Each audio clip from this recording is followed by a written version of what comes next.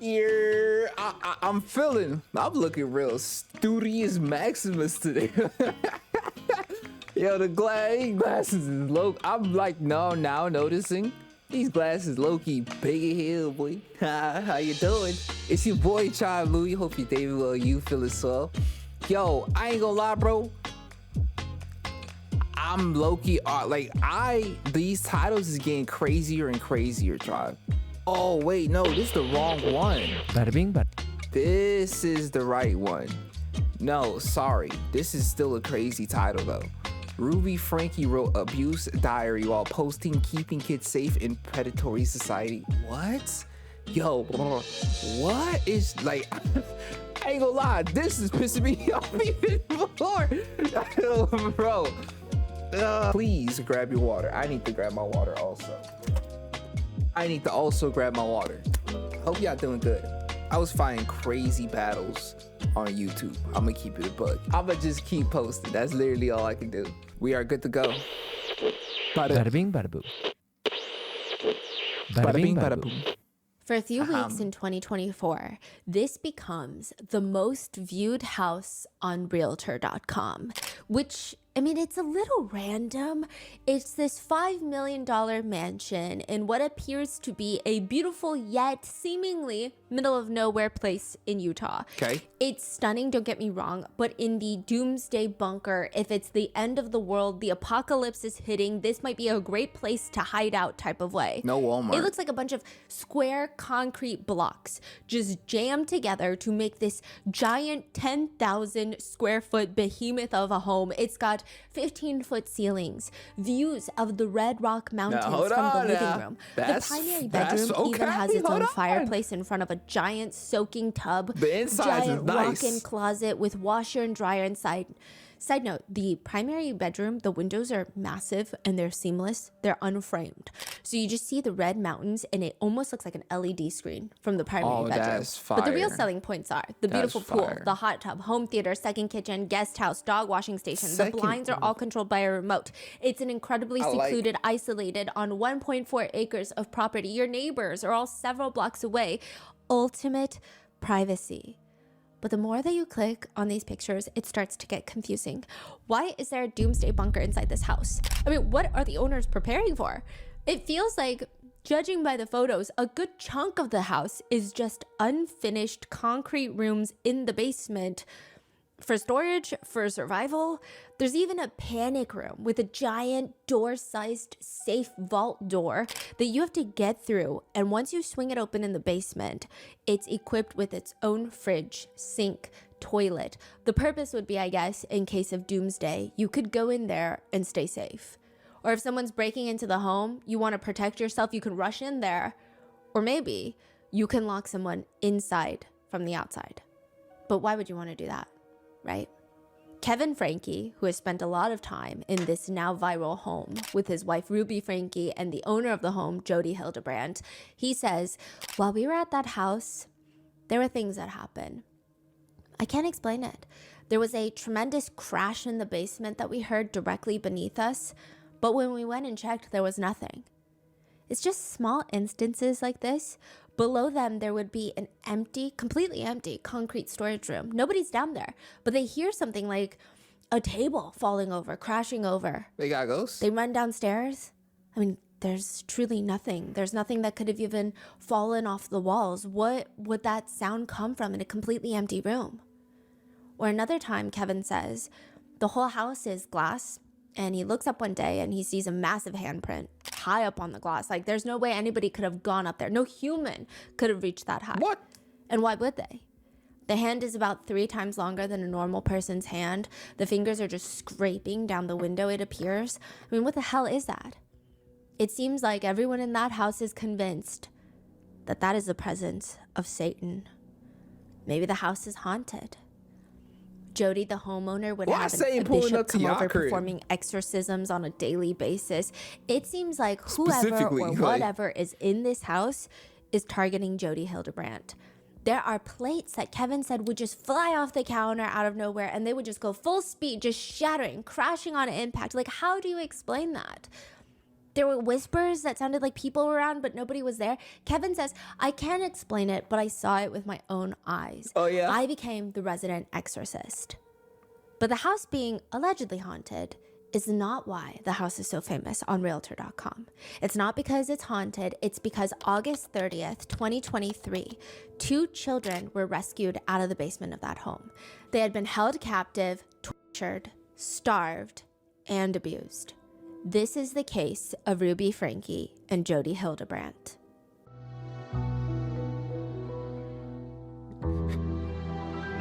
I ain't gonna lie.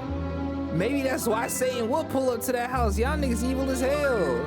Talking about so there was a handprint on the ceiling. Stop it. Stop it. Oh, you would hear noises in the basement where you're keeping people? We would like to thank today's sponsors who have made it possible for Rotten Mango to support the Biz Parents Foundation. They're a nonprofit organization devoted to protecting professional child performers and their rights. This episode's partnerships have also made it possible to support Rotten Mango's growing team. We'd also like to thank you guys for your continued support. As always, full show notes are available at RottenMangoPodcast.com. This is part 3 of the 4-part Ruby Franke and Jodi Hildebrandt case. Please watch part 1 and 2 before this episode. In part 1, we go over Ruby Franke's YouTube channel and her being quote-unquote canceled by concerned internet users, netizens, who believe that she was abusing her 6 children behind the scenes. Facts. Which, side note, we will be referring to the eldest children by Sherry and Chad by their names. They have publicly spoken out about what's happened. They're adults. Sherry actually has an incredible book that I think everyone will get a lot of, not just insight on the case, but insight on what it would mean to be the child of a family vlogger. It's the type of book that gives you a lot of pause. It makes you think a lot, and she's a phenomenal writer. It's called House of My Mother. So go buy a copy, go buy 22 copies, share it with your friends to support Sherry Franke. The 4 youngest Franke kids will be referred to by their first initial of their names, or when feasible, just as one of the kids. Regardless of if their names are publicly out there, we're going to just use their first initial. In part 2, we went over Jodi Hildebrandt, the so-called porn therapist who made it her life's mission to just make married couples divorce. That appears to be her favorite thing in the world. She loves ruining marriages and even concocting plans to get patients admitted into prisons, allegedly. There's a lot going on in there. And in part 2, we end off with Jodi telling Ruby and Kevin that she's being haunted by demons sent by Satan in this $5 million mansion. They fully believe it. And they invite Jodi to come stay in the Franke household with them and their 6 kids. And Sherry realizes something's not right. Sherry, the eldest daughter. It also seems like Ruby and Jodi are having intimate relations. Bro. So to continue off that, was Jodi part of their vlogs or? No. Once she gets in there, they would still host these connections group counseling sessions, but they would be in separate rooms. It became a thing where nobody was allowed to say that Jodi was living with them. Oh, so they are vlogging? They're filming videos, less family vlogs. Oh, okay. And so Jodi was not public until this case broke out. It's like she would mention Jodi here and there, and then they would have these connections videos together, but it almost morphed out of Ruby's YouTube career. After Ruby gets somewhat canceled online, she starts changing up the channel and focusing more on parenting advice. A lot of her original viewership drops off. And then she goes just full on connections with Jodi, but nobody knew that Jodi had lived with the Frankes. Connection she fell off, the program that they created. So Jodi Hildebrandt created a counseling company called Connections, and she was in the process of training 10 different women to become mental fitness trainers that would work underneath her. It was basically a cult. In my opinion. In part 3, this episode, we will go through everyone in the Franke house moving out except the 4 youngest children. Ruby and Jodi moving back into Jodi's isolated $5 million mansion. Both of them teaming up to try and run a podcast empire, and Ruby's journals that detail what was happening inside the house in the basement. Everybody started a podcast. In the next part 4, we'll go over the arrest, the evidence, the jailhouse calls, and the conspiracies. So with that being said, there's going to be graphic descriptions of torture, food restriction, CA, CSA, religious abuse, therapy abuse, neglect, and details of injuries. Damn. So with that being said, let's get started. There's a children's book series called Charlie Bumper. It's about this little boy, Charlie, that just keeps getting himself into comical situations that probably a lot of kids can relate to, but dramatized to make a whole children's book series. It's wholesome, One book is about how much he loves candy and trick-or-treating, and he loves Halloween, but then he's so terrified of... Charlie is so scared of scary movies, which is what all of his friends want to watch during the sleepover. And the whole question in Charlie Bumper's mind is, how am I going to survive? They're cute books that nobody ever really talks about. Unless your family vlogger, YouTuber, Ruby Franke. What? She posts on Instagram a picture of her young son, R, and she captions it. The caption reads, "When school started, my son read the Charlie Bumper series, and I began noticing sassy words and entitled attitudes. So I read a few pages of the books and came across the exact behaviors in the book characters. In January, I did a thorough cleaning of books endorsing sassy, indignant behaviors and replaced them." At this point, netizens, viewers of Ruby Franke are not even surprised. Before this, like I said, Ruby Franke was this successful Charlie family Bumper? vlogger with a few million followers, and people would stay tuned to watch her and her husband Kevin raise their 6 kids together. At that point, the family was known for being relatively strict because they are from a conservative LDS faith household. But now she's just fully gone off the deep end. What do you mean you're trying to cancel Charlie Bumper? Like, this is crazy business you're talking about. What's happening? She would even give an interview with The Wrap where she tells them because of the people on the internet, CPS had to come and investigate her household because her son didn't have a bed. Her son was sleeping on a beanbag for 9 months. And she says, quote, "You get more of a negative reaction when you talk about holding children responsible than if you would if you talked about religion or politics. It's so triggering. People don't want to hear it. Why is that?" Man, I remember that morning very well Charlie when the CPS Bumper, workers though, like... came to Ruby's home. She said, those officers, there were these 2 ladies. She said the CPS workers observed her for a few hours, interviewed all of the Franke kids. When they were done, not only did they not file charges, but Ruby claims to The Wrap, "They were so impressed with my parenting skills, before leaving they asked for child rearing tips. They both said they were going to go home and make some changes on how they were parenting." Oh, yeah? That's crazy. Oh, yeah? She says it's the audience's fault. In a video, she aggressively states, "Now, I am very aware of people online who hate me, who would like to cancel me, who would like to see me either burn in hell, as I have told, or disappear off the face of the earth, and I'm not going anywhere." After doubling down, Ruby Franke just gives away her YouTube channel. So after she just digs her feet into the sand, she's like, you know what? I'm going to give away my entire channel that I have made my entire life focus around, not even the kids. Like, she has been neglecting the kids for family vlogging 5 days a week. And now she's giving it, she's going to hand the entire YouTube business over to Jody Hildebrand, her new life coach. What she a had dummy. hired Jody to dummy. help Chad. And Jody's the one that was like, you got to send him to the wilderness camp. You got to take away his bed. You got to take away his bedroom, make his life miserable. And now she's giving her YouTube channel to Jody Hildebrand, to the point where Kevin and Ruby's YouTube manager, they start freaking out. Like, this is a red flag. This is getting weird. But Ruby would snap at them. This is not about money. This is about God's soul. We're no longer going to be spending our time on useless things like family vlogging. Man, you think God care about your YouTube channel? Oh my God, the level of arrogance is at a height where it's like, bro, can you even breathe anymore? I wonder what she thinking if she's sitting in jail right now still thinking that the frog lady is on her side, then that is a level of delusion that has to be studied by scientists. No cap. This sound like a crazy K-drama, bro. Could you imagine? The end result is your kids hate you in jail, no YouTube channel, and it was all because of this one lady. Even though before the lady stepped into the situation, you was still a little weird. You was probably, she definitely was still a little weird before the frog, Judy, Brody, whatever her name is, stepped into the situation. This is so insane to like even think about, bro. This is like a long-term plan on Jody's part. I'm talking about months upon months. She's mine. I gotta stop. This is a red flag. This is getting weird, but Ruby would snap at them. This is not about money. This is about God's soul. Oh, yeah? We're no longer going to be spending our time on useless things like family vlogging. And we are ready for God's calling. We're here to spread the message. Right. She would tell her viewers while sitting on a couch right next to Jody. You wonder where I've been on my vlogs? To save my kids. No amount of money. And I'm telling you, I was making millions. Oh, yeah. And she wanted millions back, though. You were making millions, dude. And now you not, because you're weird. It's okay. Y'all trying to console each other because niggas is going broke.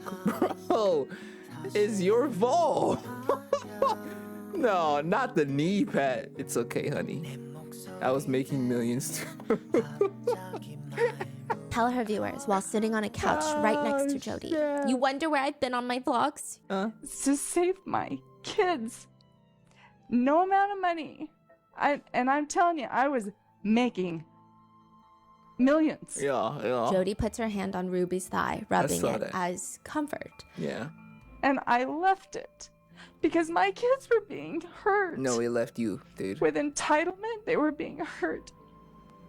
With people's advice, and they didn't have a mother up the front saying, I don't care what the world's opinion is. This is the truth, and this is where I stand. This is the beginning of Ruby Franke going headfirst into connections, the life coaching business with Jody Hildebrand. Instead of vlogs, Ruby starts focusing solely on connections tip videos. In one clip, Ruby straight up tells her new audience, Jody and I are teachers. We are teaching you principles of truth. So if you are here to learn how to resolve your own conflicts in your life using principles, you're in the right place. If you're here to offer feedback that's not based in principle, but that is based in your own history being politically correct, according to you as you interpret, if this is opinion, this is not the place for you. This is a place where you come to learn principles and then practice inserting principles into your conflicts, into your life, and into your situation. From there, Ruby's former YouTube followers are just watching her spiral. First, Ruby starts off by saying, there's no such thing as having a disorder. Yo, he's so bald! Oh my god! It's like there's no distinction between his forehead and then his head. I'm sorry, I didn't mean to laugh so hard. I'm grown, and I don't want to laugh too much unless the world is like, you want to laugh this hard, nigga? Bold. First, Ruby starts off by saying, there's no such thing as having a disorder that robs you of your agency, ever. She says anxiety. What? Hold on. What? Spiral. First, Ruby starts off by saying, there's no such thing as having a disorder that robs you of your agency, ever. She says anxiety is a choice. Depression is a choice. She need to get with Andrew Tate or some shit, boy.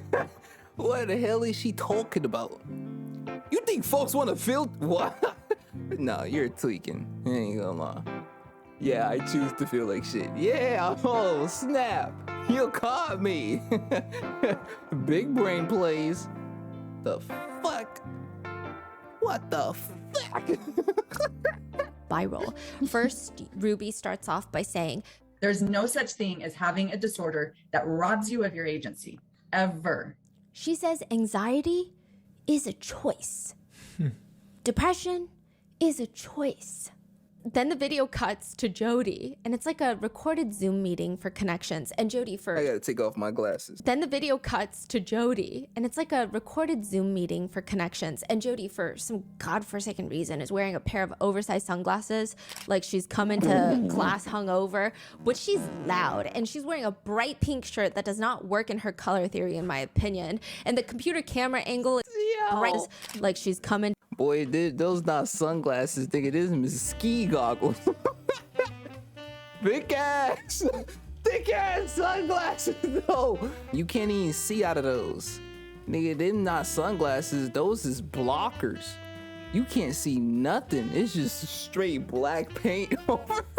It's just straight black paint over the glass. And you're blind. And this hot pink, whatever this is horrific to the eyes.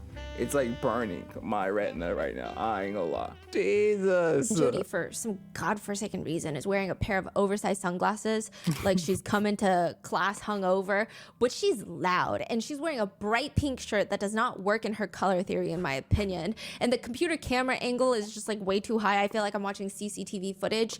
So I don't know where she gets the confidence from, but she says, I'm trying to be really clear with you. Nah, bro, this is a ridiculous angle. God dang, just lift up the chair a little bit. Are you in your closet right now? What is this? Your child is not ADHD. What? They are a soul that needs to learn how to manage their physiology. which is like, Who is she talking to? whoever. I think she's like trying to give a teaching. They're just yapping. Jody then reads a question asked by a viewer during the video meeting. Does that include children with intellectual disabilities or who have physical brain damage? So I want to bring up the story that all of us know about Helen Keller. The reason we know about Helen Keller is because there was a woman by the name of Annie Sullivan who did not tolerate Helen Keller's distortions. Now, Helen Keller was disabled, and back then she was very disabled. And the reason we don't know about other people who were disabled back then is because probably they were all enabled to say they're disabled. And then she rambles on about how she does not care how disabled someone looks, which I don't even... Watching clips of Ruby, Kevin, and Jody talk about connections has fried off about half of my brain cells, and I think I would like to wage a lawsuit. In one clip, Ruby is sitting there all mic'd up. Truth. They love the word truth with a capital T. Truth. Well, it's a term. It's a phrase that everybody assumes they know what it means, and it is used. I mean, I've heard from parenting magazines to blogs. You've seen it on all kinds of media. And what exactly is it? Ruby, it's a word that has a relatively simple definition if used correctly. Me? Like, it's not really... In another clip, Ruby is answering a question from a viewer. The question is, well, that they have a transgender nephew. And this is a demented question. But the question is, should we continue to spend time with my sister and her family because she now has a transgender son? Should we see them less or even completely cut them out of our lives? I'm sorry, unless your nephew also has a propensity for killing people with an axe on the weekends, what the hell kind of question is that? Like, what, You're seriously asking if you should cut off your entire family because your nephew is trans? That has nothing to... Like, it startles me when evil people are scared of everyone and everything. And I'm like, you're the scary one. You're the scariest person in the room. I don't know why you're scared of innocent people. I don't understand. But Ruby responds. It's like... I don't understand it. Have you taken a bucket of sugar? I took a 5-gallon bucket of sugar. And I had some leftover, like a cup of leftover salt. I thought it was sugar, but it was salt. And I poured it into the bucket of sugar.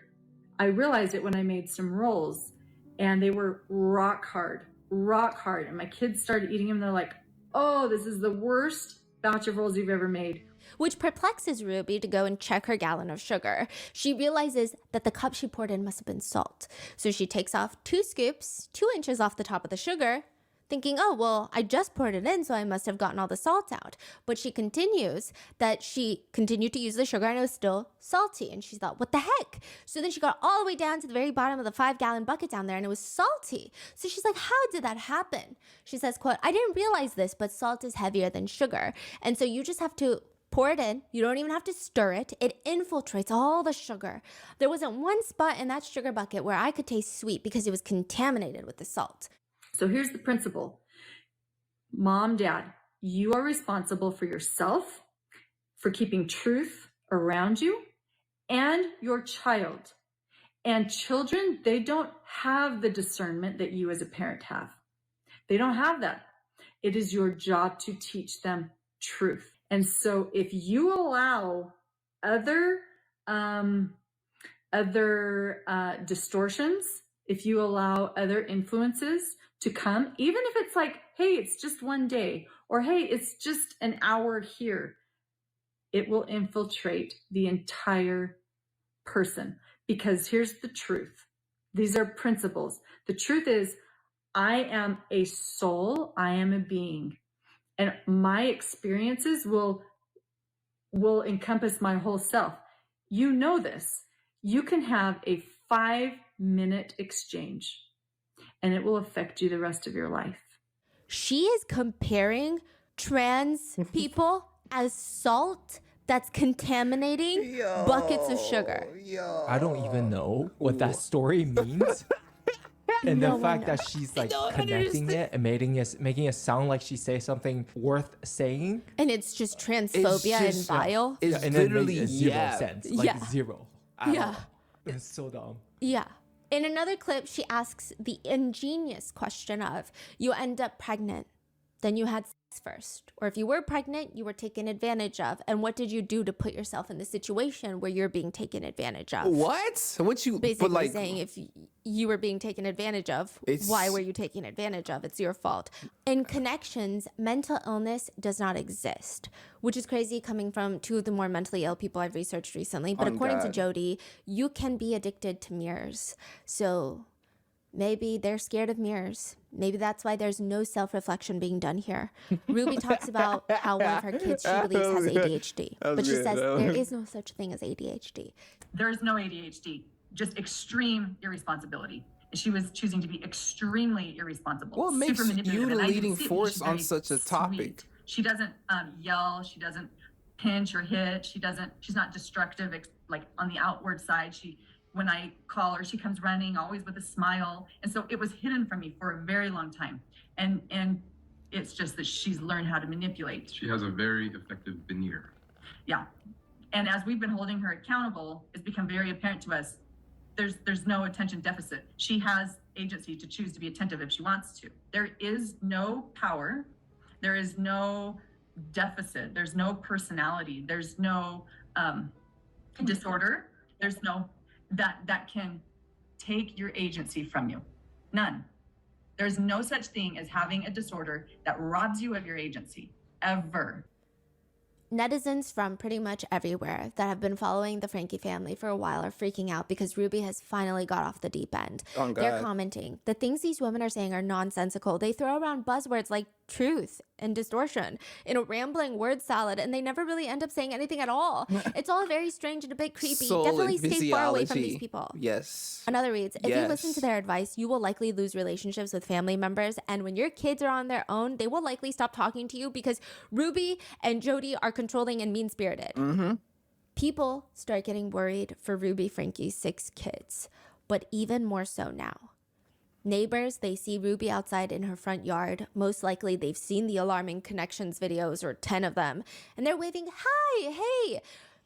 Ruby, did Kevin and Chad leave? Where did they go? We never see them. We never see their cars anymore. The neighbor says Ruby just turns to them and bluntly states, every marriage should have a separation. Could be a year, could be 5 years. The neighbor said it was very weird. Everything begins to spiral after Jody moves in to help with her haunted possessions. Quickly after, Sherry moves out. The eldest daughter moves out, also the author of the book that you should get.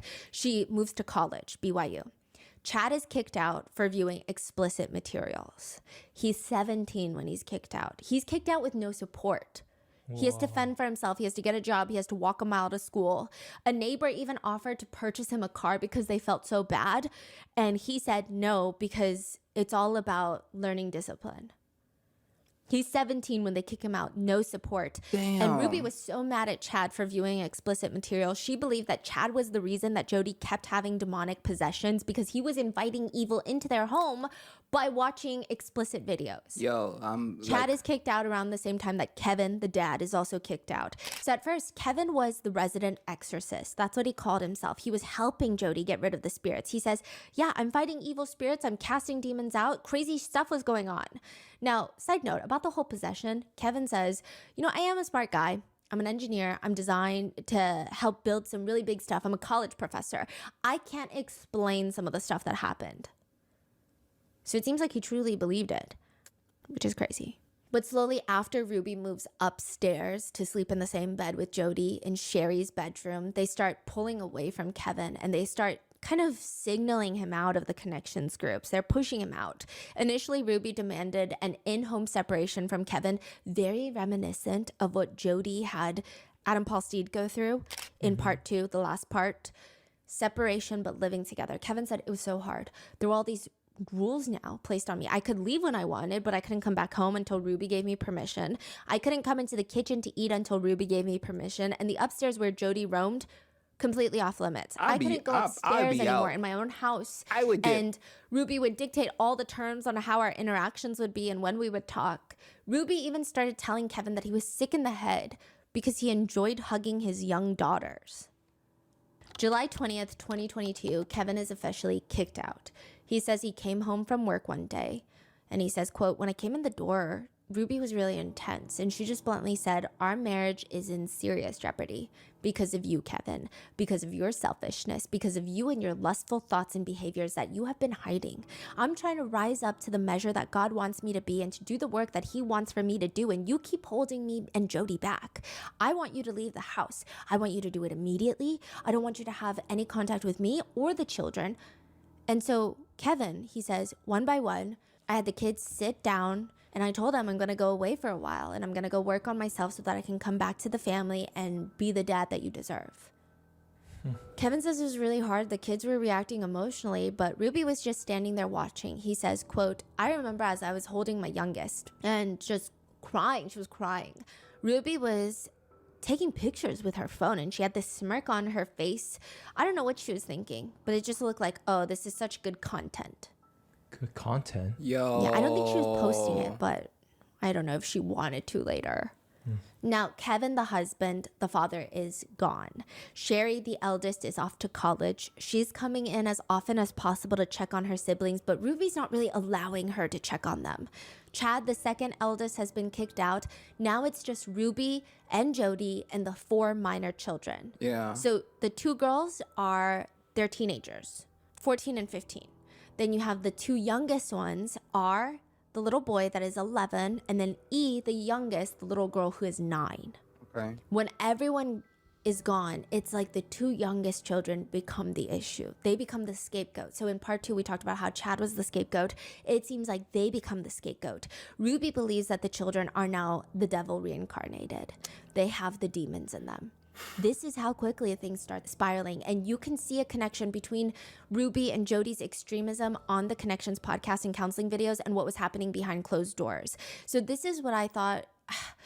I was like going through it, and there are the Connections podcasts that are posted on Spotify they're all throughout 2023 until the arrest, but primarily there's many episodes in July and August. Ruby had day-to-day journals where she detailed how she would torture her 2 kids in July up to the August 30th, the arrest. So I was trying to see, like, are they talking about the same things that they're doing behind the scenes? Because when I'm listening to the Connections podcast, I can see how it's getting a lot more extreme than her initial heavy, extreme parenting views. It's just upping the ante in every single episode. But I'm trying to see for next time, if anything like this ever were to happen again, God forbid, is there any way we could have seen in the podcast anything more that was happening? Oh, I see what you're saying. Did you? I guess we'll see. Now, Sherry from the get-go is the only adult, barely adult, in this situation that's alarmed by Jody and what Ruby is doing with her. She's in college now. Like I said, she's no longer living at home, and her dad is telling her that not only is he moving out of the family home, he's got to go work on himself, and he's not going to talk to any of the kids for like the next year. Sherry says, I got a call from Kevin. He says, your mother has invited me to leave the house, and I'm going to ask that you don't talk to me or Chad. At this point, I was like, this is absolutely crazy. And I think I responded and said, I'm confused, and like, I wish you the best, but like, I was worried about the kids now that are at home.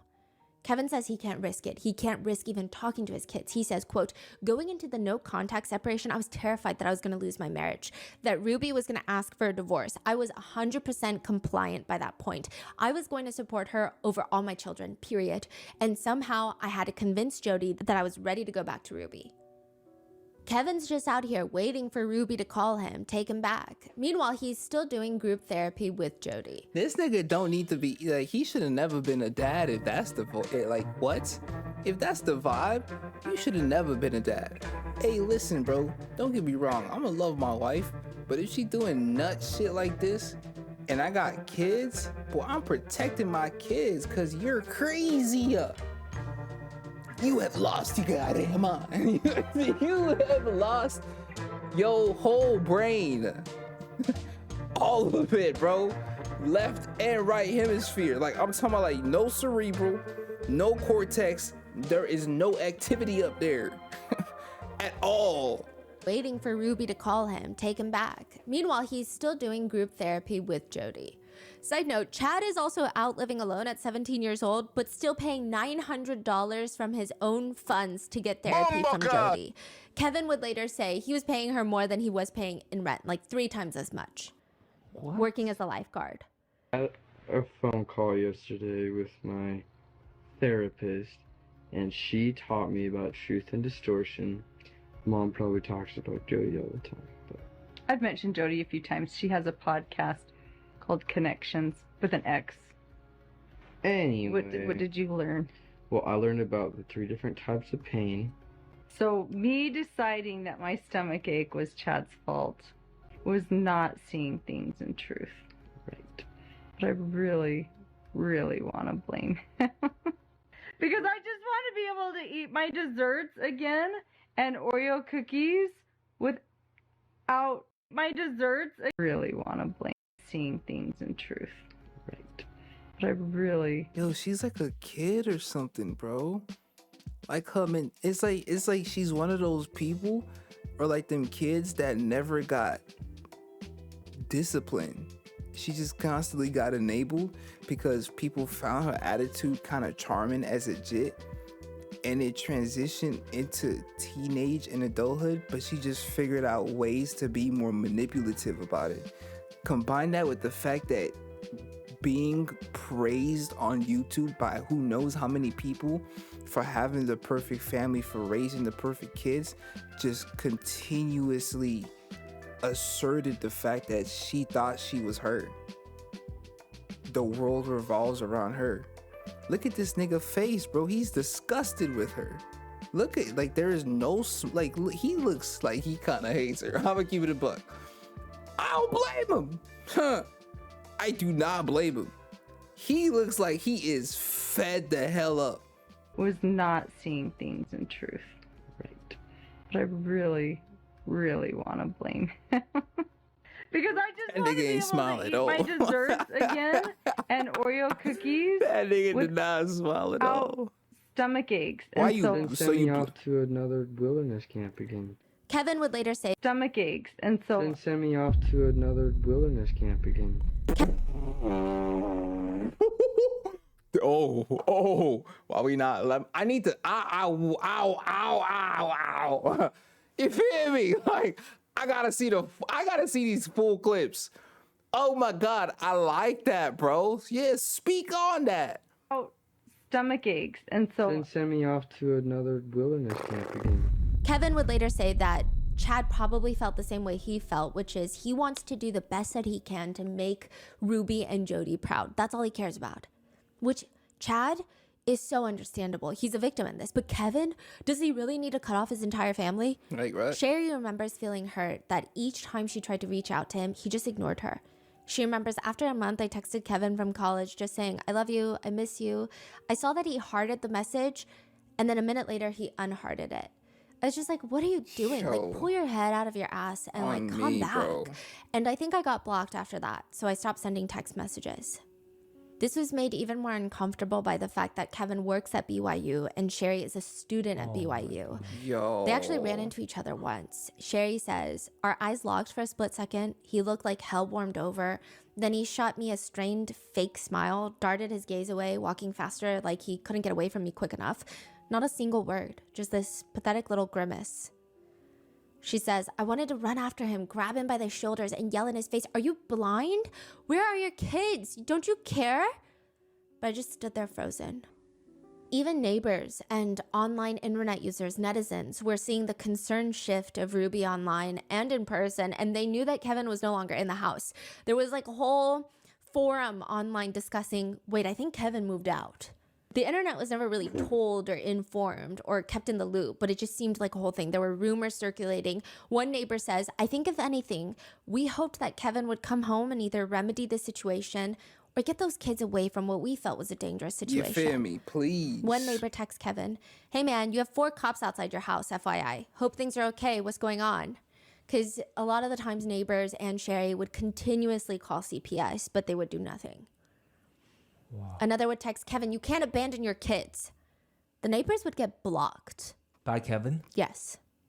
Episode 237 of the Connections podcast. Damn, with Ruby Franke. 236? Date July 12th, 2023, 49 days before rescue.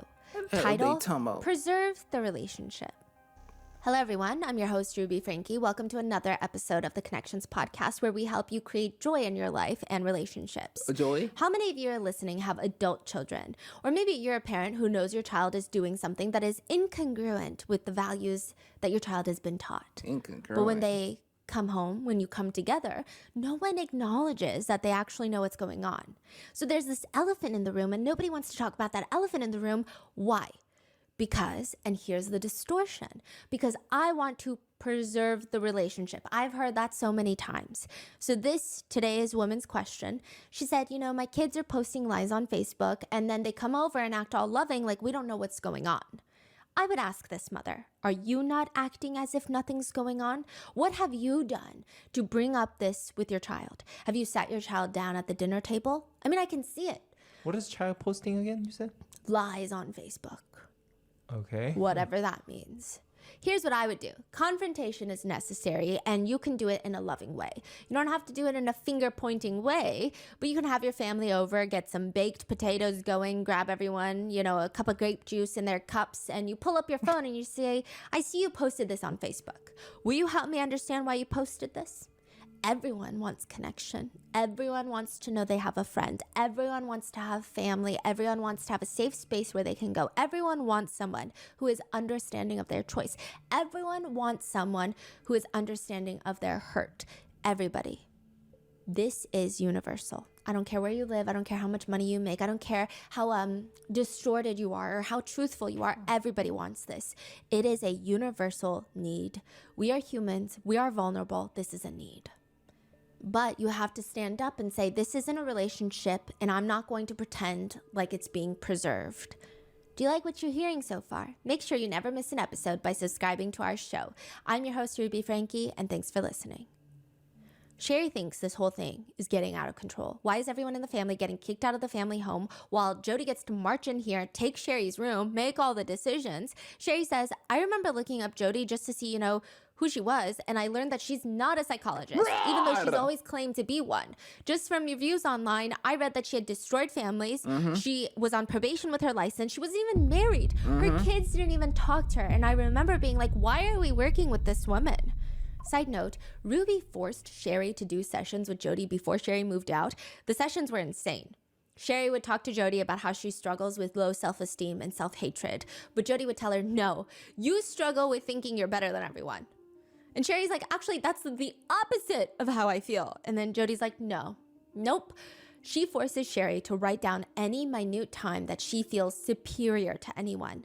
Things like, quote, felt proud of my extensive vocabulary during a presentation. Does this not remind you of Jesse Hildebrand from part 2? Yes. Write down every sin. Yeah. That's not thinking she's better than anyone. Being proud of your extensive vocabulary is not thinking you're superior. That's just called being proud of yourself. Yeah. It's a healthy emotion. I think Jody we should do tells that her, more quote, often. Very good, Sherry. So let's say you assume that you're going to ace a test because, of course, you think you're so very clever. Change the language in your mind. Flip it. Think to yourself, oh my gosh, I'm going to fail this test because I'm a very stupid little girl. Be humble, Sherry. You are far less clever than you think you are. Whoa. Yo. Sherry confronts Ruby. Mom, Jody's therapist license was revoked for what she's done. Ruby just stares at her. You're trying to sabotage everyone's success. You don't like Jody, and anyone who doesn't like Jody is hiding something. It means that you're threatened by the truth that she speaks. Her license was suspended. Her own kids don't talk to her. Her kids can't handle the truth. She has been called by God to help people. Are you dead ass? Now, because Sherry keeps trying to reach out to Chad and Kevin, who refuse to talk to her, she keeps trying to talk some sense into Ruby. Things between Ruby and Sherry start getting really tense to the point where Sherry needs to go pick up a car title. She has to bring a close family friend with her, an adult family friend named Mrs. Haymond, whom Sherry will later start calling Mom. She later starts calling Mr. Haymond Dad as well, and they open their home to Sherry whenever things got really bad in the Franke house. She brings Mrs. Haymond for emotional support. What's their relationship? Neighbors? They're like church family friends, I believe. And they very much disagree with everything Ruby, Franke, and Jody Hildebrand are doing. They drive up to get the car titled. Ruby opens the door. She steps out and she's scathing. Sherry, you're causing a lot of damage to the family, and you've shown that you don't want to be part of our family, and you have been very active in deceiving and creating chaos, pain, and destruction. The outcomes are devastating to your siblings, and I feel great grief and loss at your choices. Okay. It has come to my attention that you called me abusive. Wow, Sherry, that word is heavily loaded with intimidation. It's hurtful you would use that word knowing the pain that this lie has caused. I will keep you in my prayers. You appear to be a very lost soul. Ruby looks at her, practically spitting in her face now, just spit flying out of her mouth. You've always hated me ever since you were 5 years old. I could see it in your eyes. The way you looked at me, the way you judged me. You've never appreciated anything I've done for you, all the sacrifices I've made. Sherry tells her, that's not true. I never hated you. I was just scared of you. But Ruby is not letting down. She says, you're like the Romans in the Bible, feeding me vinegar when I'm dying of thirst, crucifying me for your own selfish gains. Mrs. Haymond, who Sherry brought along for emotional support, Did you just compare herself to Jesus? Sherry had tears. She was shaking. I mean, I had tears streaming down my face, and the only person that had no emotion was Ruby. She was stone cold, zero emotion, only anger and animosity and defense. I do not know how a woman who gave birth could sit there like that and listen to their daughter weep and beg. It was horrible. I had to get Sherry out of there after that. Mrs. Heyman grabs the documents from Ruby and they walk back to the car where she states, Sherry just melted, just fell apart. That's sad, She's still bro. shaking. She was just looking through her phone, looking and looking. And she just said, she was showing pictures. This is my mom. This is my mom. This is who I know my mom to be. That was not my mom. And it seems that Ruby had literally come to see evil in everyone around her. And now the only people left in that house are the 4 young children. As for how a mother can so easily say things like that to their own children, this might provide insight. In another Connections video with Jody, Ruby is sitting on the couch looking like, I mean, honestly, they look like 2 moms who came to a potluck with some nasty casserole. And she says about telling people that her kids are never going to talk to her. She tells them, you know, these people. They'd push back and say, whoa, that's mean. You're not going to... The casserole is not good. Yeah. Hey, bro, I get a plate of that, and I know it's already going to be nasty, and I survey the room, and I see these 2 feet. I'm knowing it's there, bro. No cap. Yo, this house looks so barren. They got this fake-ass plant right here with nothing on the countertops, I guess. And do they have those stage mics on? Tells them, you know, these people. They'd push back and say, whoa, that's mean. You're not going to be loved. Your children are going to kick you out of their lives. So when people say, well, if you do that, then your child's not going to trust you. If you do that, then your child's not going to love you. Well, exactly. I'm just revealing that my child is refusing to love unconditionally. I don't want anyone in my life who's not going to be loving. So if my child will only love me if I give them what they want, then that's not really love. So this takes a very strong soul, because most of us are not even willing to consider not having our children in our lives. And I hope that you'll reconsider. So once Yo. Wait. I'm sorry. Say that again, Froglin. Most of us are not even willing to consider not having our children in our lives. And I hope that you'll reconsider. Is she encouraging me to be a deadbeat? I'm mad confused. I've never gotten this. Yo, I never thought of it like that. Yo. Like, what are you saying? You want me to reconsider being in my child's life? For what? Like, what is that gonna do? Who that gonna help? Me? Them? Who? I hope that you'll reconsider. So once everybody is effectively kicked out except for the 4 youngest children, the 2 youngest teenagers, 14 and 15 years old, the teenage girls, they're mostly left in the Franke family house where all the vlogging had occurred. They're left there. The 2 youngest are the little boy who's 11 and E, the youngest daughter who's 9. Ruby and Jody, they keep taking them to Jody Hildebrandt's isolated home in the Red Rock Mountain areas. Why is that? What are they doing there? They believe that the 2 youngest have the devil in them and they need the devil tortured out. And that's when they start enacting torture. that includes starvation until they are nothing but skin and bones. R's eventual shoulder blades are just looking like they're going to pierce through his skin. They torture the kids, forcing them to develop sores, blisters, wounds. The wounds go so deep that you can see the tissue and muscles. Ruby and Jody would directly pour cayenne pepper and honey into them to cleanse the devil out. They were beaten, tortured. They did not get access to water. They were forced to run into a cactus over and over. They were exposed to extreme heat. They were hogtied. They were forced under so much duress that they were defecating themselves. Water was restricted to the point where the kids were, quote, stealing water from the hose, which they would get punished for. And all of this is logged in Ruby's journal, where she details how she's trying to get the demons out of her youngest children. And this is all happening mainly in the basement that is Jody's torture chamber in her $5 million mansion. And while that's happening, they're still posting on their Connections podcast, giving parenting advice to other moms, and the episodes get increasingly more alarming. Episode 238 of the Connections podcast, hosted by Ruby Franke. Date, July 22nd, 2023, 39 days before rescue. Episode title, Parable of the Pineapple. Hello everyone, I'm your host Ruby Franke. The story I'm going to share with you has been a part of my life for many, many years, and I'm going to share it with you today. It's called the Parable of the Pineapple. This is a parable of love, of repentance, of compassion. All those words go together. Did you know that? They're synonymous. So when I was a young mom, my oldest was about 6, my son Chad was about 4, then I had this 2-year-old, and I was about to have another baby. I was pregnant. I was really tired. It was the afternoon, and I needed to lay down and put my feet up for an hour.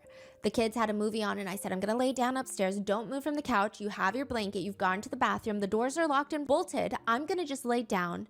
And they were full. They were emptied, so I thought everything's good. I said, do not, under any circumstances, go into the kitchen. Do not go into the kitchen. You stay right here, and you watch this movie for an hour. I went upstairs, laid down, and an hour later I came down and the movie was still going. They're cuddled in their blankets, and I thought, oh good, they did what they were told. I was so glad. So I went into the kitchen to prepare for some food. I walked in and my feet, they stuck. I'm like, my foot is stuck to the floor. As I lifted my little foot off the floor, I could hear the stickiness. I could hear it with my ears. I thought, oh my God, what is on this floor? I knelt down, I smelt it. This is pineapple juice. What in the world? How did pineapple juice get on the floor?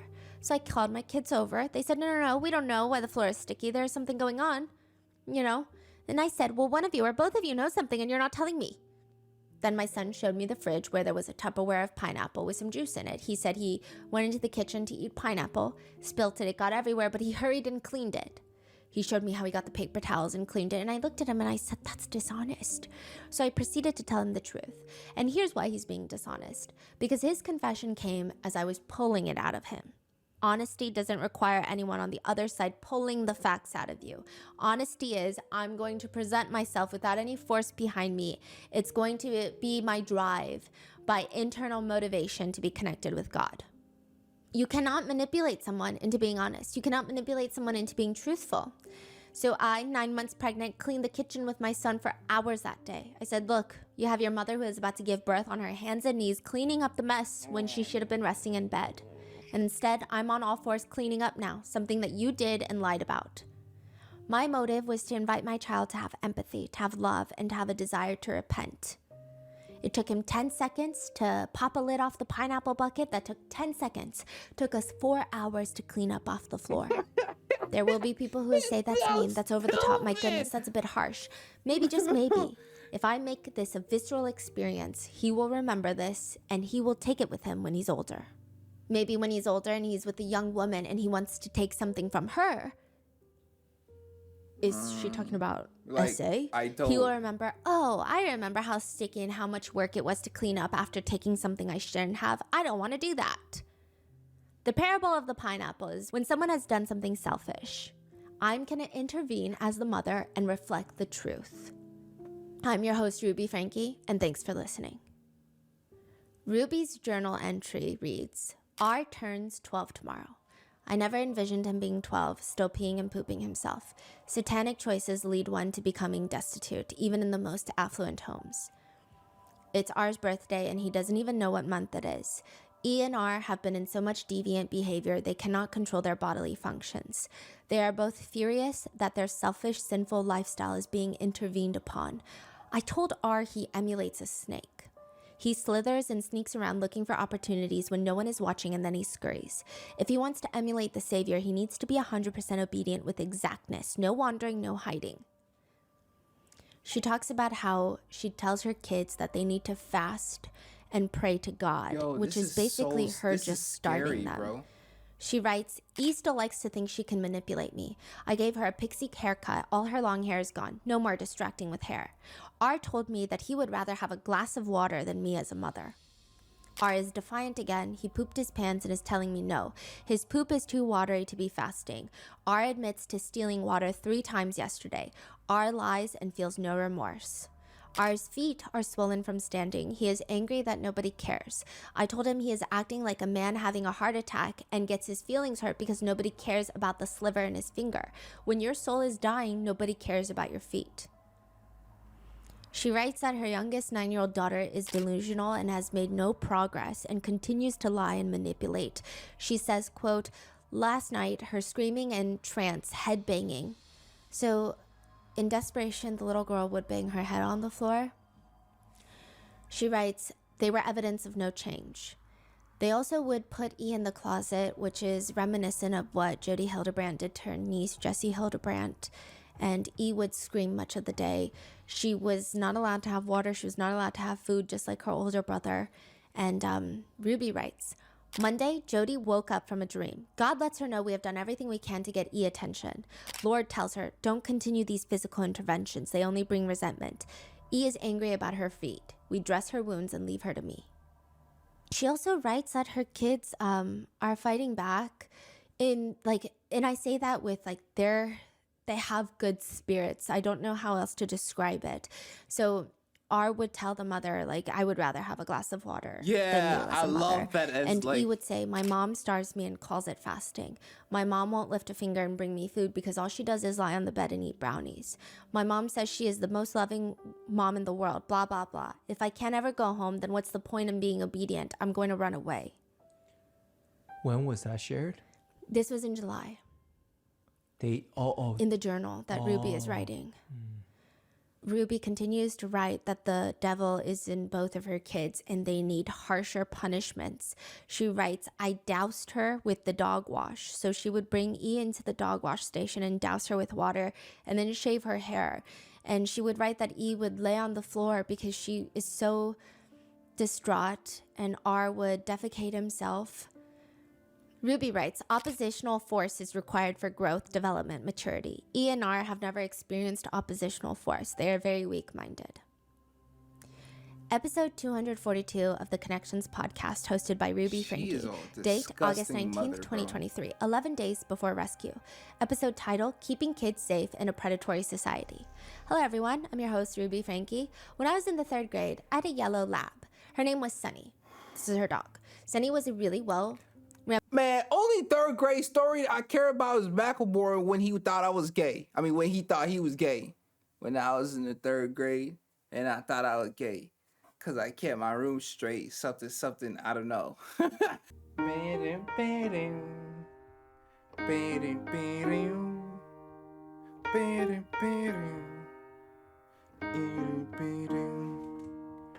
I was in 3rd grade, I thought that I was gay. Cause I could draw. My uncle was. And I kept my room straight. Yeah. I told my mom, tears rushing down my face. Banger. That's the only 3rd grade story I care about. Yo, what's up with her with these weird, little analogies and anecdotes that don't hit, by the way? None of them hit. They don't make no sense. And you just wasted time that I could have been spent wasted on something else that I would have actually, enjoyed wasted on. Oh my God. Yo, Nuna was so right. Dad losing brain cells just hearing what she talking about. No cap. In a predatory society. Hello, everyone. I'm your host, Ruby Franke. When I was in the 3rd grade, I had a yellow lab. Her name was Sunny. This is her dog. Sunny was a really rambunctious dog. She was a puppy at the time. In May for school, we were told that we could bring our animals for show and tell outside, and I was so excited because I knew I had this new puppy. this dog. And that day, there were animals all over the place. We had birds, there were gerbils, there was a hamster. I think someone brought a turtle. There was a fishbowl. And I brought my dog and someone brought their rabbit. And yeah, well, can you see where this is going? I was disconnected because I wasn't thinking about how my dog being let loose was going to affect the other animals in the play yard. I'm also thinking that the teachers were probably disconnected and in distortion because either they didn't give me the instruction or I wasn't even paying enough attention. Well, what do you think happened? This was like heyday. It was like, my dog was like, thank you, Ruby. This is the best day of my life. Animals naturally know who their predators are. When the rabbit saw my dog bounding for it, it did not roll over dead. The rabbit had some sense. It didn't want to run into the jaws of its predator. The animals that don't protect themselves get killed off. They go extinct. But the human, as far as I know, is the only creature who actually goes and flirts with their predators. We flirt with those things and entities and beliefs that will kill our soul. We don't even know we're being ravaged. We don't even know we're being hurt. We're like, yeah, I'm being hurt, but I don't care. I'm going to do it anyway. What I'm saying is that when you show up in your child's life in a dishonest way, it doesn't matter where, it doesn't matter how or when, but you are giving your child instruction on how to move toward a predator and jump into the predator's arms and not tell you about it. Children need love, and you can't do it when you are moving towards your predator. Explicit materials, gambling, sex trafficking, lying, the selfishness, the idea that I am what I feel, the idea that I get to do what I want because I want to, those are lies that kill our soul. I'll never forget that show and tell. Except I did forget the ending. I'm your host, Ruby Franke. Thanks for listening. Ruby's journal entry reads, these wicked spirits in E and R. So, like, what happened to the bunny, though? What happened to the rabbit? And the dog? Like, what? Are they good? Ruby's journal entry reads, these wicked spirits in E and R have been pals long before this life. How E and R got to come and get a body can only be explained in advocating for their mother. This is not a conceited statement. God knew I would take my responsibility to mother seriously. Jody teamed to help. These two souls are very weak. Ruby writes that it was a big day for evil, that E was manipulating her. She says that E won't scream and cry when Jody's around, but she will in front of Ruby, that she'll scream and cry all night long and hit her head on the tile floor all night long. Now, side note, this is very reminiscent of Jesse Hildebrand. They said that anytime they showed any sort of sadness, it was seen as manipulation. Yeah. So when E is showing that she's so distraught from the trauma and the torture, maybe it is to some degree pulling at some heartstring deep down, but the fact that they call it manipulation is so vile. Mm-hmm. How can you see that as manipulation? That is a reaction to the crimes that you're committing. Mm-hmm. She details how she'll get a cactus poker and poke the kids around with the cactus poker, which is basically just like a stick with a cactus on the other end. Yeah. Like needles, basically. You're yes. stabbing the kid? Yes, with cactuses. She writes that R doesn't even flinch. I poke him in the neck. He is in a trance and doesn't appear to feel anything. Jody slaps him on the cheeks to wake him up. The devil doesn't like when you get your subject to anger to truth. I take my old mop water, go to R. I show R the water. Then I pour the water on R. It's hot outside. I say, it feels good, doesn't it? An hour later, Jody takes R on a little walk to the pool. Jody then pushes R into the pool. R swam to the side. Jody pulled him out. Feel good? Refreshing? Yes, ma'am. R cooled off and went back to his spot. I put my hands on his face. So she details how she keeps telling the kids that she's doing this because she loves them. And the saddest part is authorities would later state to some degree that the kids felt like they deserved this, that they were evil. So it's like a mixture of extreme physical and emotional and mental torture nonstop. Bruh. So, I mean, not that excuses anything, right? But do you think Ruby truly believed that's what she's doing? Like try to beat the evil out of the kids, or? That's debated amongst netizens or online internet users, I guess. But some people believe that she acted like she believed it, but there's no way she deep down believed it. Mm-hmm. It seems like maybe she had contempt for her kids already, or the fact that she was a mother. It's not like the kids. I think, first of all, if a mother shows content for her kids, that's not a mother. I ain't gonna lie, it has to be like it's like I feel like it's so deep. I'm not even gonna hold you.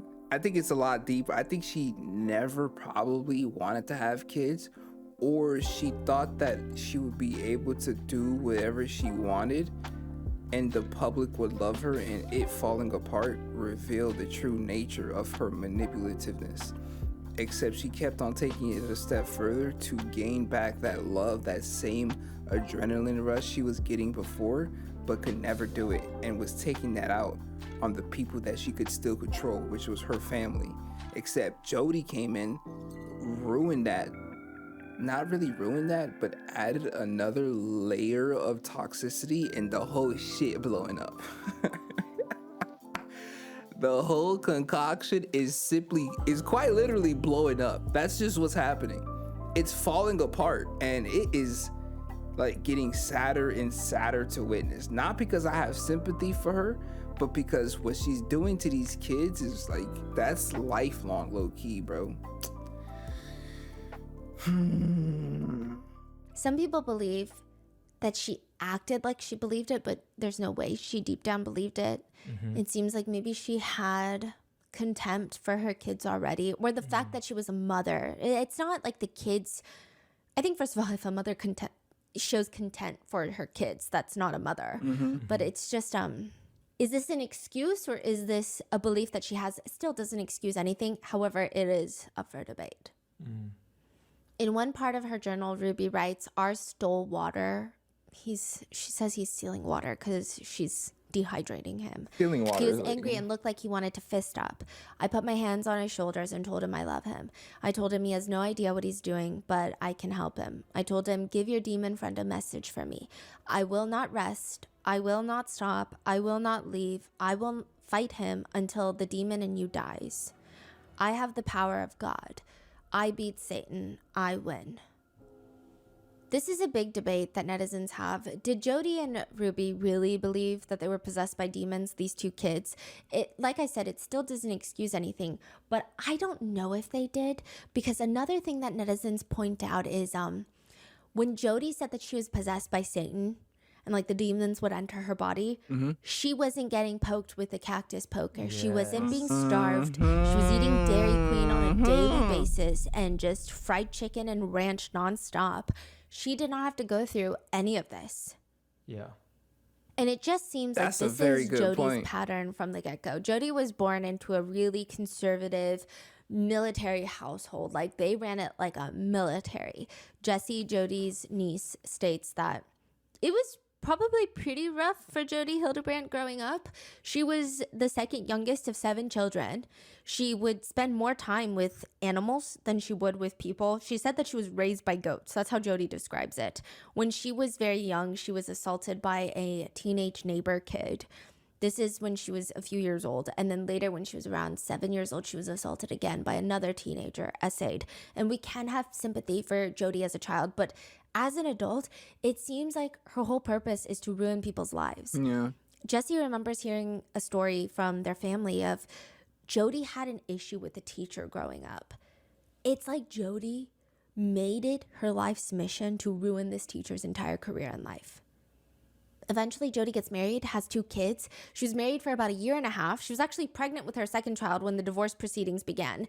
It was agreed upon by people who knew Jody that the divorce was dragged out for years because Jody, more or less, wanted to destroy her ex-husband through the legal system and run this man into the ground and tap dance on his ashes, which sounds like something Jody would do. Yeah. Jessie, who is cousins with Jody's kids, they say, it sucks because yes, we want to believe women. We want to believe abuse, of course. And as a victim of abuse myself, I want to be believed, of course. And I don't know him, Jody's ex-husband. I don't know him personally, but Jody's daughter and I, we've kept in contact over the years. She has a beautiful relationship with her father, loves him to death. He loves her. He's so supportive, so kind, really helped her through her own process. Meanwhile, she has nothing to do with her mother, Jody. Changed her name, has no contact with Jody. In fact, Jody's daughter told Jessie, I cannot be around my mom. I can't ever be around her again because if she told me the sky was yellow, I would believe her. Damn. She has this ability to just get in your soul. It's horrifying. There's no real way of explaining it to people unless you've experienced it yourself or you've experienced this level of abuse. There's no way of understanding it. Episode 237 of the Connections podcast with Jody Hildebrandt. Date July 15th, 2023, 46 days before rescue. Title, A Mother's Instinct to Protect.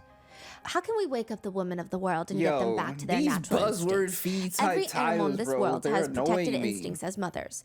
The women, the humans, have lost their motherly instincts to protect their young. Women choose to hook up and be sexual with males. Those men are also men who have lost their fatherly instincts, because both the men and women of this world are not being nurtured. They're not being taught the truth. They're not being truly loved. Here's our question for the episode sent in by a listener. Hello, I'm a single mother of a 2-year-old boy. His dad was physically and emotionally abusive to me the whole pregnancy, and as expected, I'm traumatized for life. That's an interesting statement that she says. So she made the decision to hook up with this man. And she's been with him, for a period of time. I don't know how long. And now she's saying, I'm traumatized. So you've been quote unquote traumatized for life. And you're wondering if you should place an innocent, naive, defenseless, dependent child around someone who has abused a full-grown adult.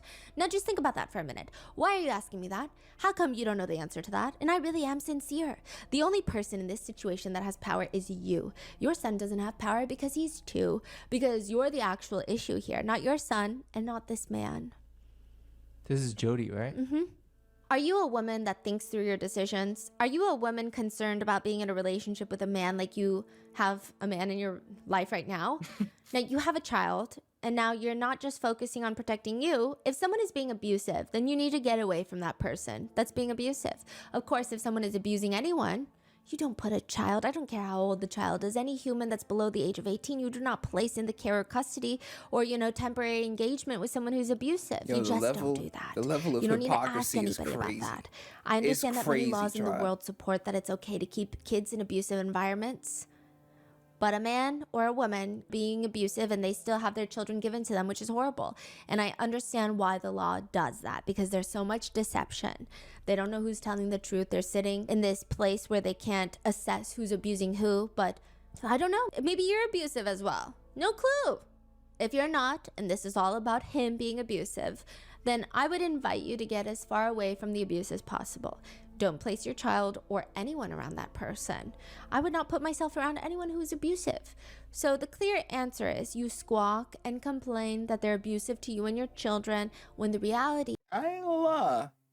Why is she, she kind of fixated on the abuse part. It's like when you call someone out on them being guilty and they over-explain the whole situation. That's giving me projection almost. Hold on. Answer is you squawk and complain that they're abusive to you and your children, when the reality is you're just as selfish as they are. For heaven's sake, you can walk away. Your son is barely going to be able to walk. You can walk. You have access to money. You make money. You can get up and leave. You have all sorts of ability. Your son has none. So I want to talk to you as a woman to a woman and invite you to be responsible for yourself. I'm inviting you to be responsible for the fact that you participated in the traumatization, because at any moment you could have left and you chose not to. So I hope that you will rise. Thank you for listening. And if you're not already subscribed, please subscribe to the podcast. Bro, I'm not subscribing to your The shitty very ass same podcast, day, July bro. 15th, 2023, a journal entry reads, I hate to break it to R you. runs away at 1:15 a.m. He leaves. The journal reads, oh man, I am shaking. I am shaking. Ruby wrote this. At 2:45, I wake up straight up. I couldn't see R. He was gone. She was having R sleep out on the balcony of the patio of the mansion. And again, very reminiscent of what Jesse Hildebrandt went through. I opened the sliding glass door and there was no sign of him. He did leave an arrangement of rocks and letters. He wrote me a message. I was too scared to read it. I ran up to Jody's room and woke her up. She came out with me. The message said in pebbles, I'm going to jail. I will call when I get there. Again, she convinced both of the kids that they are evil and that they're going to jail. So the kid just said that I'm going to jail. Again, very reminiscent of Jesse Hildebrandt, who was like, please just call the police if I'm that bad. I'd rather go to jail. He just turned himself in. Jody and I scoured the house and yard. Jody got flashlights. We took her car. And I got mine. So she's saying that she was praying to God to find, and she was like, okay, there was a split in the road. Should I go left? Should I go right? Eventually she goes left, but she doesn't see R anywhere. So then she turns around and goes right, which is initially what she felt that God had told her to do. So she goes the way that God told her to do, and she finds R. he's just walking on the side of the road, maybe to the police station. She writes, I get out of the car. R is shocked to see me. I say, get in the car. You shocked to see me? R nods his head and gets in. E in the back, me and R in the front. The devil wants me in prison. My children would be dead. I met Jody back home. To de-escalate the situation, I brought R into the house. I tied rope to my feet and him to my waist and his. He will now sleep in a soft bed with me. The devil got a bed. It's not just Sherry and former viewers of 8 Passengers that are freaking out. Neighbors that live near the Franke house where Jody and Ruby barely are anymore, they just have left the 2 teenage daughters home alone for days, and they disappear for days. Sometimes neighbors said that they would drive past the Franke home and they would see children inside, and they would just see these little kids' faces peering out the window, and hours later they would drive again, same faces peering out the window. And they don't know what to do. CPS won't do anything. They knock on the door. Nobody answers, even though they know the kids are home. It's likely Ruby and Jody threaten them with all sorts of things if they were to open the door. So now all the neighbors do, and all they can resort to, is leaving food at the front door. Just in case. That's wild. The fact that Episode CPS won't 240 do of the nothing Connections is insane podcast, to me. hosted by Ruby Franke, August 5th, 2023, 25 days before rescue. Episode title, Distorted Boredom. Hello everyone, I'm your host, Ruby Franke. One thing all humans desire is to be connected with other people. I enjoy running into people. I saw someone today that I haven't seen in quite some time, and it was exciting to see them. All of us want friendship, all of us want to feel interested, and we want others to be interested in us. And when I go into a space where I'm not being connected or stimulated, I can choose if I go into creativity or if I go into boredom. I ran into this person, now I came home, and now I'm sitting and I have space and I don't have time to go anywhere. Now I have a choice. I can choose to say, oh, this feels really good. I have a moment to catch my breath. Or I can feel nervous. I don't have anything to do. I feel nervous. If I have downtime, I feel nervous. It's a choice. Boredom is a choice, and boredom is a sense of entitlement. Children get bored, they're living in distortion. If my child is getting more aggressive and saying, that's not good enough for me, I'm entitled to something more stimulating. No, you need to arouse me in the way that I like. I'm not talking sexual, I'm talking everybody has a body, everybody has thoughts. We like to be aroused in a way that is stimulating. Boredom is distorted. Little by little, if I become full of distortion, I'm numb. I have apathy for myself. I have apathy towards others. I really am using other people to make me feel something. If you are a mother and you have children who are bored, I hope you'll share this podcast with your children. Ruby's journal reads, the world we live in today does not support children being uncomfortable. The adults are uncomfortable with children being uncomfortable, and so children are comforted, entertained, distracted from the need to confess and change. Stripping down a child's world to the basics of beans and rice and hard work is considered abuse, and it's not. It's necessary for a child. Ruby and Jody are so concerned that when a child is bored, it's necessary for a child. And change. Yo, look at what she's saying about her son, though, bruh. Now that R has his behavior out, all of them, he feels like a failure, a monster, useless, worthless. The relief he felt in confession was short-lived, and now there is shame to hide. What? What does it say? Yo, this is so saddening. Why is CPS not doing nothing? I'm mad confused on that. I'll keep it a buck. Comforted, entertained, distracted from the need to confess and change. Stripping down a child's world to the basics of beans and rice and hard work is considered abuse, and it's not. It's necessary for a child. It's necessary. Ruby and Jody are so concerned that when a child is bored, bad things happen. Meanwhile, they themselves are so bored and so evil, they start rationalizing and coming up with the most sinister torture plans in their minds. They even find stories to justify their torture. Ruby's journal reads, if you can engage a weak-minded soul in a physical activity of obedience, you can begin to break the bond Satan makes with the weak. I'm about to pass out. She says children need farm work, lifting boxes, exerting energy, exercises, jump rope, milking cows, weeding a garden, digging trenches. Satan cannot go where there is good. Begin doing good and sweating for good. Nigga, these is They chores. start complaining in the journals that the problem for the 2 kids is that all the hard labor that they force the 2 11 and 9-year-old to do does not have meaning. They're just doing it for pure torture. and they feel like that's not good enough. They would force E to carry these heavy boxes of books up and down the stairs, and she's malnourished, she's dehydrated. She would slip and fall, and Ruby would detail how she believes that this is pure manipulation, that she's doing this on purpose because she's evil, because Satan is here. Oh, yeah? She would shave their heads. She would throw them in the dog wash. She would force them back into work. She also talks about how R was sitting in the shade, and she asked, "What do you want?" He said, "I just want different foods and a soft bed." She said, "Why don't you ask Satan? Do you think Satan will give you those things?" No. Why not? Because he doesn't have the power. Now, why would you serve a God who has no power to your desires? Dumb. He is silent. A few days later, Ruby writes that she asks her own son if he likes sleeping on the hard ground outside on the balcony because she, quote, "I get to sleep in a soft bed." Ruby writes extensively about how E is manipulative and that she whines because that's the devil in her. She says, "Whining is the devil's voice. Whining is always a demon." E, quote, "hurt facial expressions blame me for her misery. It is E at the center of her misery. Her face is deceptive." They also write how, quote, "Jody and I took her to Hellhole Road." Remember that from part 2? Yeah. Yes, there is such a road on the way to Las Vegas. This is in the journal. E was to run on the dirt road. She ran for a bit and then started manipulating. She claims that E threw herself into a tree and into a cactus, but later in a plea agreement, Jody admits that she forced E to run into the cactus.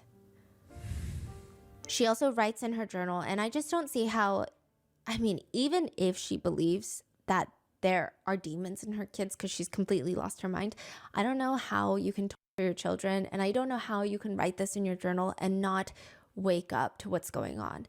She writes, "R's rage comes out when he can't have what he wants, which is to serve the devil, have no responsibility, and have me, mom, love on him, cuddle him."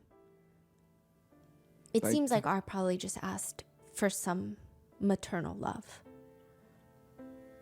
He wants both. Feed me, hug me, be tender with me, shower me in praise and affection, and let me lie to you and abuse you. Today he rages for hours. He screamed, "Fuck you," at least 50 times. "I'm not going to lie anymore. I'm never going to change. Take me to jail where I belong." She said that she asked E and R, "What are you going to say when God comes and you see God? Fuck you?" R responds, "Sure." Sherry makes a call to the Springville police station. "Hi, my name is Sherry Franke. My 4 younger siblings are living in Springville, and my neighbors are telling me that they've been left home alone, so I was curious if someone could go check on them." The CPS workers, as well as the police, go. They knock on the door, and it's pretty clear that the 2 teenage girls are home, but it seems like they were instructed that they cannot open the door for anyone. And they were probably scared that they were going to jail, because it seems like a reoccurring thing where Jody and Ruby would tell the kids, the 4 remaining minors, like, "You're going to go to jail. You're so evil." And as for why the police can't go in, they would need a warrant by the judge, and the officer said the judge would not sign off on it because nobody had seen signs of physical abuse. And the way the laws are set up in Utah, the kids are old enough to be home alone, it seems. For days on end? There were a lot of reasons, so they couldn't get a warrant. Eventually, Sherry is told by the CPS worker, "I'm sorry, Sherry. Personally, I want you to know that I'm really concerned, but there's nothing that we can do." So from that point forward, anytime CPS was called, they couldn't do anything. And ever since then, neighbors never see the kids outside again. It's like the house goes on lockdown. All the kids have been pulled out of school already, but now the kids can't even go out. They can't even walk the family dog because Ruby gave away the family dog. Sherry does get ambushed by Ruby later, who is screaming at her, "I can't believe you called the police on me. After everything that I've done for you, after all the sacrifices that I've made, how could you betray me like that?" Sherry's just asking her, "Betray you? I was worried about the kids. They're fine. This is about you, Sherry, and your need for attention and your jealousy." Jealous Ruby of would tell what? Sherry that her siblings are terrified of her for calling the police on them. Jealous of what? She says, "One day, Sherry, you will come crawling back to me begging for my forgiveness." Episode 241 of the Connections podcast with Jody Hildebrandt, August 12th, 2023, 18 days before rescue. Episode title, "Holding On to Trauma Will Make You Sick." Here's our question. Are things like PTSD distortion? I've been diagnosed with PTSD, and when I have flashbacks, the fear returns as strong as ever, even though I'm safe. I was wondering your thoughts on this, and if you knew any ways to help. Any guidance is welcome. Now, I know there are some people who don't want to heal. They're not really interested in healing. They're interested in staying in this victimized position. Jodi Hildebrandt goes on to rant about the DSM-5 by describing it as a psychology book from the 60s that just keep adding to it to create the ultimate book of disorders. Maybe you like the attention you get from being a victim. I don't know what your particular case is, but the question was, if the PTSD keeps getting triggered, is that a distorted fear? The answer is yes, because that is not the truth today. Maybe you just like being the victim. Maybe you like the attention you get from being a victim. I don't know what your particular case is. I'm sorry, I forgot to turn back. I'm not trying to be insensitive. I've had a lot of trauma in my life and I've healed all of it. But you are choosing to lie over choosing the truth. That's another way to say it. Distortion means I participate in deception, self-deception. Thanks for joining me. I'm your host, Jodi Hildebrandt, and thanks for listening. According to Jodi, holding on to trauma is staying in a state of self-deception. Distortion. A synonym would be delusional, but it appears only Ruby and Jodi are delusional. Oh, God. Ruby writes in her journal that when E is outside, forced to stand on like the pavement with nothing on her feet, just scalding blisters on the soles of her feet, she's getting burned by the sun, she would say, you know, hell is much hotter and God is going to burn the wicked. So either you start getting used to it or start changing. E would look Ruby in the face and tell her, I don't really believe that's going to happen. She writes, we need to wake the child up to the state of reality, show them where they really are, the pit of hell. The hope was that they would choose to go to God for forgiveness, to admit their awful state. Instead, they wanted to lie to themselves that what they did wasn't bad, that they were the victims, that me and Jodi are the prosecutors, that burning in hell isn't real, and that God doesn't even exist. So she writes, like the kids are not delusional. They're not falling for it, yeah. Episode 243 of the Connections podcast with Jodi Hildebrandt. Date, August 26, 2023, 4 days before rescue. Episode title, Speaking the Truth About Death. The truth is, people die. And some people die as they're older. Some people die by accident. Some people die when they just take their very first breath. Death is part of life. It doesn't have to be this horrible, terrible experience. It can be sad and you'll miss them for a second, but it can also be a pleasant experience where you get to celebrate life. It's just a part of this movement called life and everyone goes through it. And so you can help your children see all the different facets of death and be grateful for that. Death is always a hard thing. Some people who are dying, they're afraid, they don't know what to do. And some people are excited about dying. I've watched people go different ways. Some people are terrified. Some people can't wait to get out of their bodies. And it doesn't have to be a terrifying thing. You know, thank you very much. Thanks so much for listening to the Connections podcast today. Share this podcast with your family and friends. And if you have not already subscribed, please subscribe to the podcast. Nigga, I'm not subscribing. There are a large group of people online that believe that the two kids, had they not have been saved, had that little boy not saved himself and his sisters, that it was only likely or plausible that Jodi and Ruby were ramping up that would end up with the kids being dead. It's a really grim theory, but one that is not completely out of the realm of possibility because Ruby and Jodi were planning on selling the Utah $5 million mansion that's already quite isolated. They wanted to use that money to buy a giant plot of land out in Arizona where they were going to fix the kids for good, as evidenced by the journal. It's likely had that happened, nobody would have seen the kids again. Ruby writes about finding property in Arizona. She writes, they don't know that Jodi is selling her home, talking about the kids, this priceless canyon gem so that she can purchase land where these two can work. Jodi has been looking for property with cactus, and it feels more eminent these days to get the children to open land. It's a spiritual matter. Their souls are on the line. 1 hour later, we decided that the escalation of the kids is not manageable here.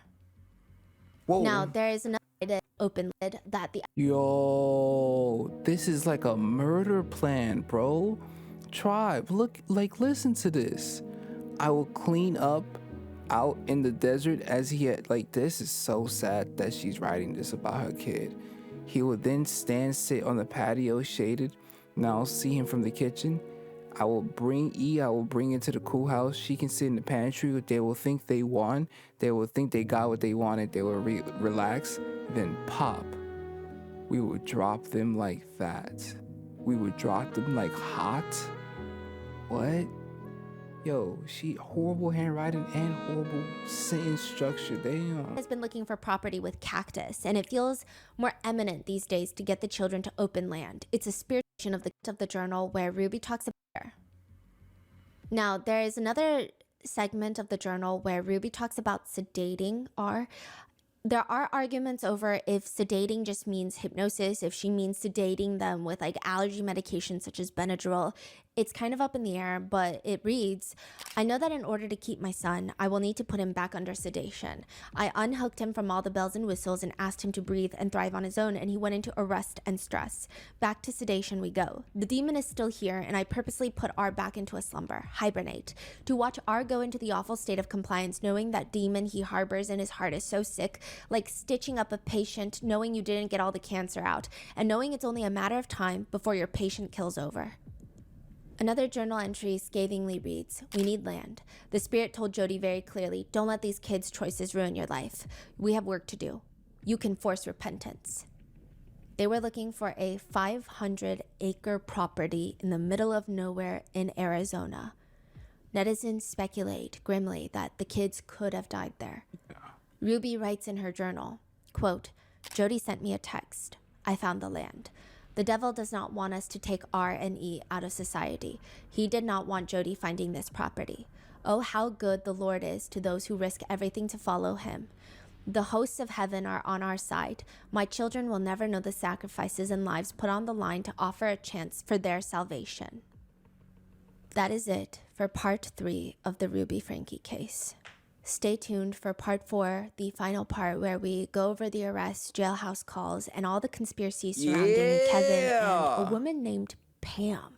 That everybody you did thinks, mention that last at least time. if they're very into the case, I guess, thinks needs to be arrested as well. Nuna. That is it. Let me know your thoughts below, and please stay safe. I will see you in the next one.